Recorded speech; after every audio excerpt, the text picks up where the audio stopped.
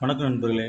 கோயம்புத்தூரில் சூலூரில் ஒரு 10 வயது சிறுமி பாலியல் வன்புணர்வு செய்து கொல்லப்பட்டுள்ளார்.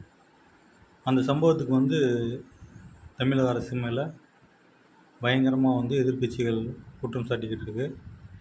அதுபோக எதிர்க்கட்சிகளால் தூண்டப்பட்ட சோசியல் மீடியாவில் சில இருப்பாங்கள்ல, ஏற்கனவே வேலை செஞ்சுருந்தாங்க, அவங்களும் ரொம்ப கதறிக்கிட்டு இருக்காங்க.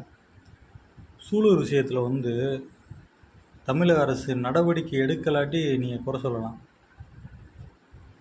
அந்த பெண் காணாமல் போய் கொலை செய்யப்பட்ட அந்த 24 மணி நேரத்தில் குற்றவாளிகள் கைது செய்யப்பட்டனர்.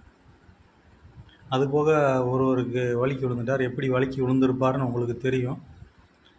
அவர் கை கால் உடஞ்சி மருத்துவமனையில் இருக்கார். ஒருத்தரை பிடிச்சி சிறையில் அடைச்சிட்டாங்க. இப்போ அவரையும் சிறைக்கு கொண்டு போக போகிறாங்க.